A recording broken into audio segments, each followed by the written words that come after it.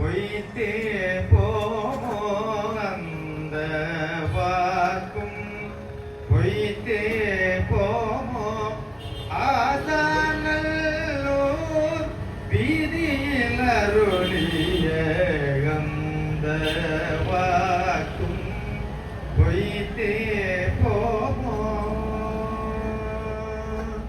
ஓ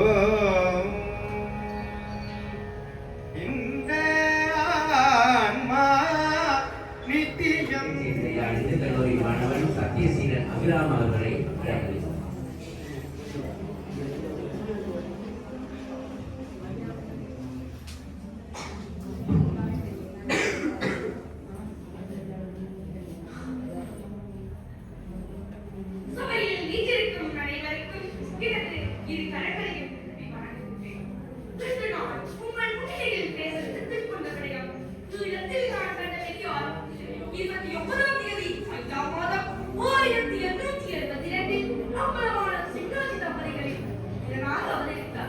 இவருக்கு பெற்றோர் ரோகநாதன் என்று பெயர்.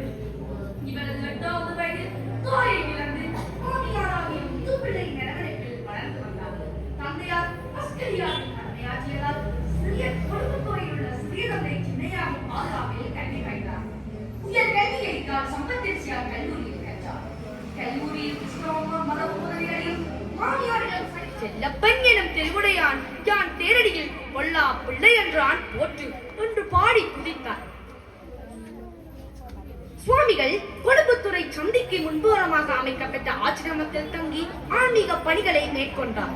சுவாமிகளின் ஆசீர்வாதத்துடன் 1939ஆம் ஆண்டு ஆரம்பிக்கப்பட்ட சிவதொண்டர் இதழில் அவரது பாடல்கள் நச்சுதல்கள் பிரசுரமாகின. பின்னர் இவை யாவும் 1959ஆம் ஆண்டு நற்சிந்தனை எனும் தொகுப்பு நூலாக வெளியிடப்பட்டது. இவை பல்வேறு மொழிகளிலும் வெளியிடப்பட்டன. தவறு செய்தவர்களை மன்னித்தால் கண்டு கொள்வார்.